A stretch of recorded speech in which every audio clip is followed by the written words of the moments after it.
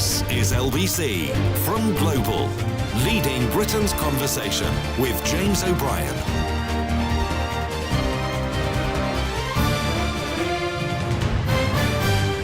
Good morning, it's 3 minutes after 10 and you are listening to James O'Brien on LBC, where in the course of today's programme we will probably be returning to the vexed question of Northern Ireland, the first male UK footballer in decades to come out as gay. I wish we didn't have to talk about that. I dream of the day when we wouldn't be talking about that, because it wouldn't be the first, it would be the 50th or the 500th, and it would cease to be a major issue or indeed a major story. But it is, and so we shall. But we begin... Well, here's a headline from today's Times. Obesity U-turn is weak, shallow and immoral. Now, I wonder which touchy-feely, airy-fairy, lefty liberal politician or pundit or chef has come out with that headline. Obesity U-turn is weak, shallow and immoral. And it goes on to argue that it's the threat of letters of no confidence from backbench MPs that has prompted Boris Johnson to see off a policy that might have turned around Britain's ruinously bad diet. Except it was written by William Hague, former leader of the Conservative Party and, of course, grandee of the current Conservative iteration. Jamie Oliver is in the studio. Let's start with why you're in the studio. I mean, I don't want to sound ungrateful or unwelcoming, but it wasn't the plan. I didn't book you. I just walked downstairs and there you were. I couldn't sleep last night, and I was sort of processing over the weekend the weakness and the over sort of importance of party politics over the actual issues in anything. And my specific passion is child health and the capacity that our children could go to school and come out the other end with as many options as possible. And the U-turn that he did on his own law, that his own research and inquiries have kind of put, and certainly myself and many NGOs in sort of child health have been doing this for 7 years. Yes. So the downside for us is that any one single policy won't do anything. But when you start to build an ambush, a strategy, multiple touch points where you can make a child's chances of learning, seeing, touching, feeling, eating something better, then the hard fact is you can shift the dial, and it requires a leader that understands, you know,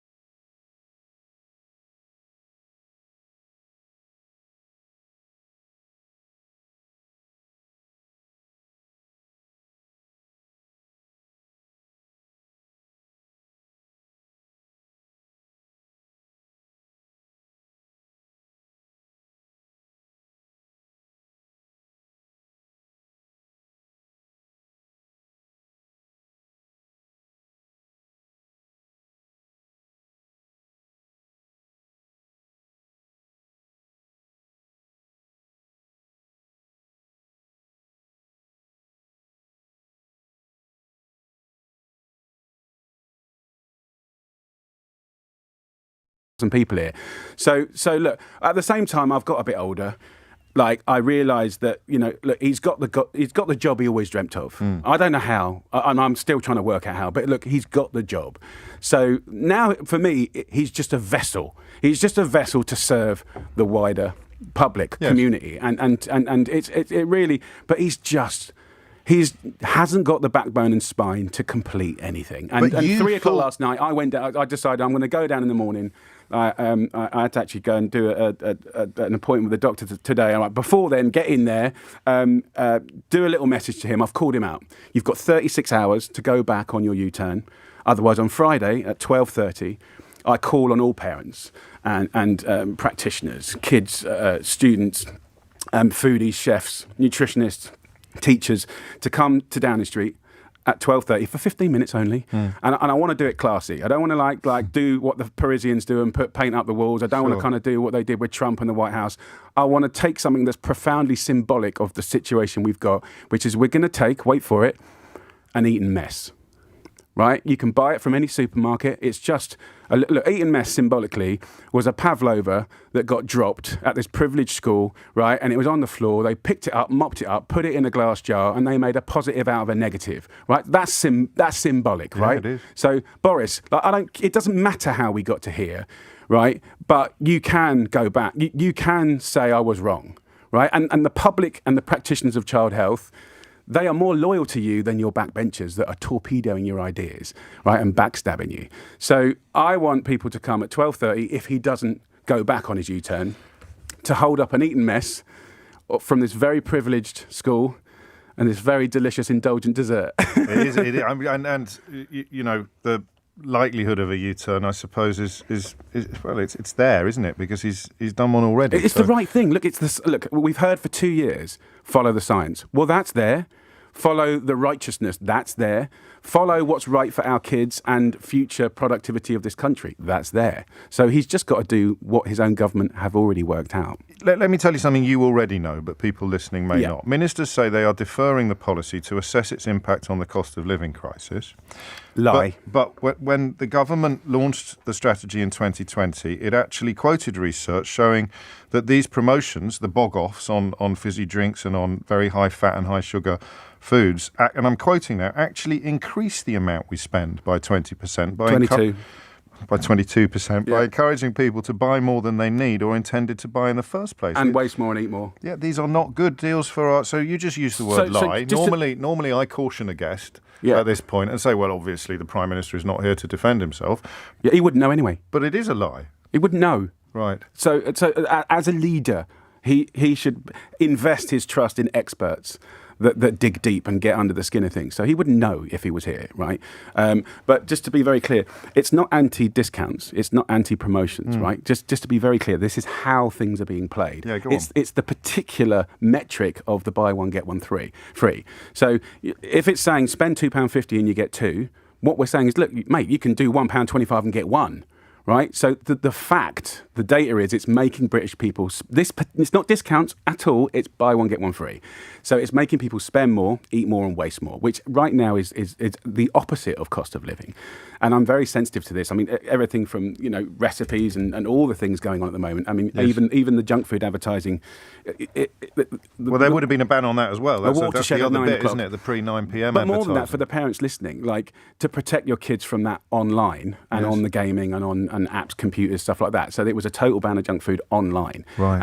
And parents know it's a wild. By the way, this is supported by 74% of the public. Yes. And so what's frustrating for myself and all the charities and special interests, sort of science, paediatrics, all the people that are involved in this. This is a long game for us, James. It's 7 years, this. And finally, we had something in words. This is it, isn't it? That was looking world class. Because that's why you're taking it personally. A week ago, I could said it was looking world class. Right. Now we've got to deliver. But now it's not world class because he's already eroded it. And what I know happens is once you show weakness, then the kind of Big Food Inc., and I'm not anti it because I'm employed by it. Sure. I'm employed by TV channels, right? That's the junk food advertising ban, yes. Watershed. What, you think that gets me promoted? No. Like, I work for supermarkets and various food manufacturers. But the reality is, and it's a really interesting one, this inability to accept positive change that's been thoughtfully, scientifically worked out that can make a difference. This stuff can make a difference, right? Let me give you an example. Go on. When we did a sugary drinks ban, right, we edited millions of calories that are useless out of the environment, right? But the companies made more money. They widened their portfolio. They made their business contemporary for the next 10 years, and they gave the public more choice. Which is the opposite of what everyone said would happen. I should be getting a Christmas bonus from those. Commission. They got a Christmas bonus because we drove that campaign. If you look at TfL, which, by the way, you might think, it's just London, trains and buses as an advertising real estate. It's the second biggest in the world, right? So it's profound, right? They've made more money in advertising having the junk food advertising structure put throughout all of their advertising. Now, why is that important? Because I proved a couple of years ago that the advertisers were tracking kids going to school. The minute they got to school, it all went from like junk food and all the kind of snacks, it went straight to holidays and cars. Is it okay to follow, hunt, track children? No. Do the public agree? Yes. Does the science back it all up? Yes. And is anyone losing money? No. What we're actually doing, and I think this is what I wanted to make for the public listening today, these initiatives are often seen as a public-facing, what is this going to do for you? But that's like not even half the power. The true power is business to business. Like, what happens with the development chefs in these companies is, guess what? They clean up the recipes, they add choice, they get more good stuff in it, and they take out more of the rubbish. It doesn't take away a burger. It just makes a better one. Like you did with the drinks. And it's a question of compelling people because change is rarely undertaken voluntarily. What's your understanding of why Boris Johnson, and I think you're right to pinpoint it as a very personal political decision, what's your understanding of why he's done it? And did you or any of your colleagues in the sector get any warning that this was on the horizon? Look, I've learned to expect very little. Sure, but you thought you'd got this over the line. I think the halo. You thought you'd got this one over the line. I thought we'd got. And it's, by the way, this strategy is not. This is not the finished article. Sure. It's more of a culture and a symbolism of how every ministry, every council, every town, every environment can do lots of little things to actually make a difference. By the way, just to back that up, when independent research was done on TfL advertising, they realised that just over 1,000 calories a week was not going into families, excess, because of that. Wow. And it's a good bit of research. So I know when you're listening to, it won't work, personal responsibility, just do what you do. Like that doesn't work, right? But if we follow this idea, and I get the idea of democracy and personal choice, right? I get it. We're not having that. But you wouldn't want the law on your seatbelts or smoking or the quality of the tyres on your car to change. We're random, right? I'll have random tyres. No. There is experts that have developed all these nuances that protect you and your family every day. Yes. So I think I'm dismayed.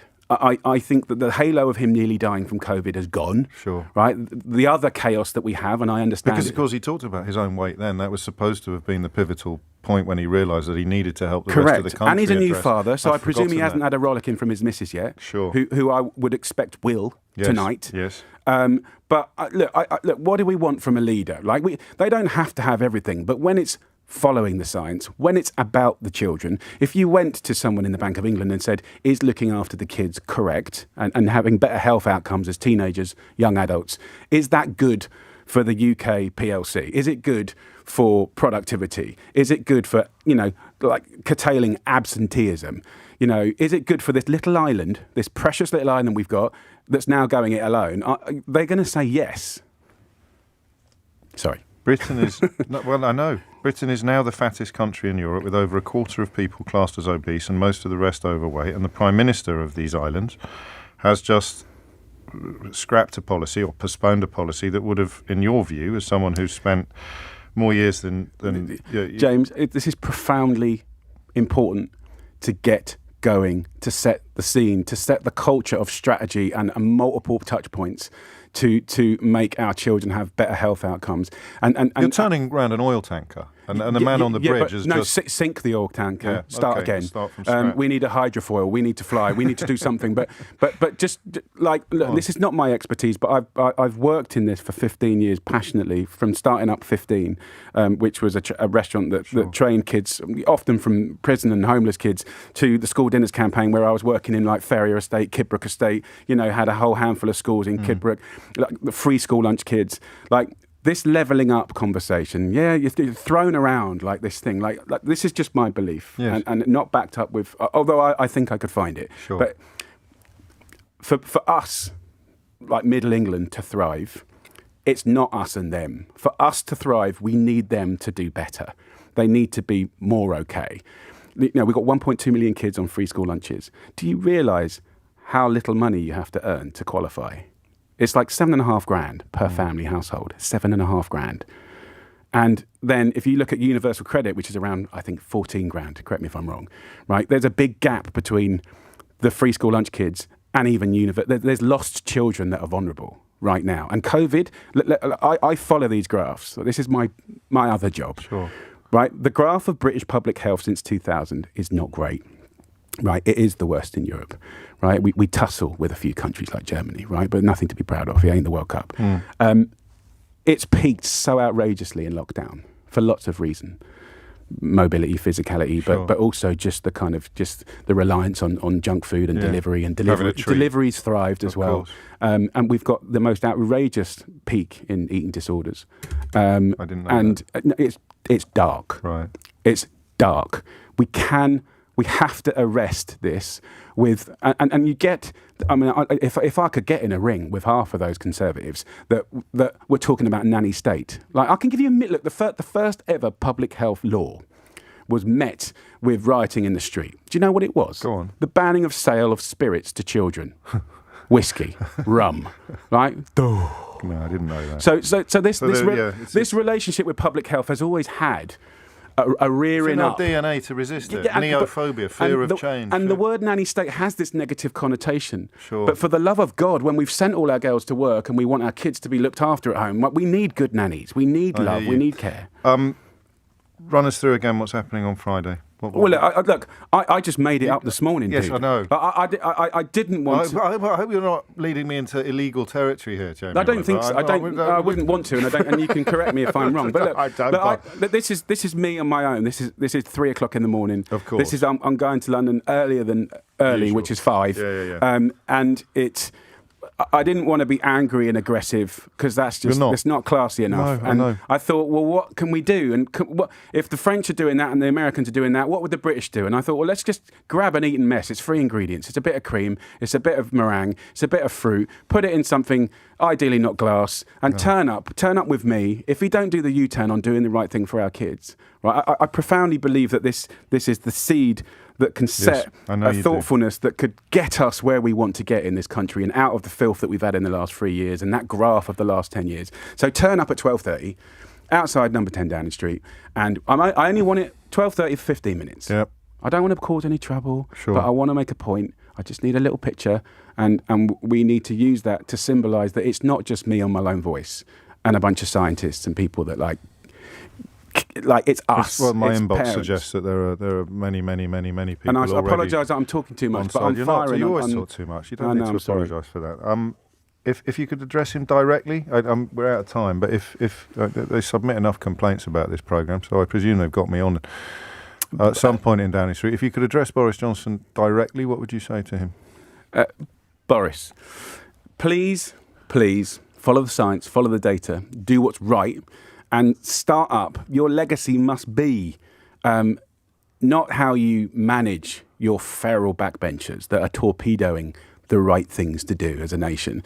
It's being steadfast, steely, and doing what you know. This is not rocket science. Every ministry, every department of government has the capacity to in a symphony-like way, make a difference to our most vulnerable kids, which will make a difference to the whole country, the whole economy.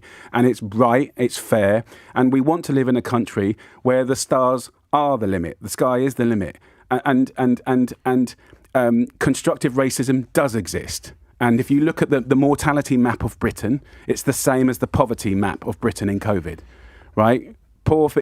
So we're keeping them there. We're keeping them down. We're keeping them ill, and also we're keeping them angry. And it's costing 18 billion quid a year. Boris, do the right thing. Be steely. Like we forget the bad stuff quite quickly. Let's do some good stuff. Jamie Oliver, thank you. Thank you. It is 22 minutes after 10. LBC.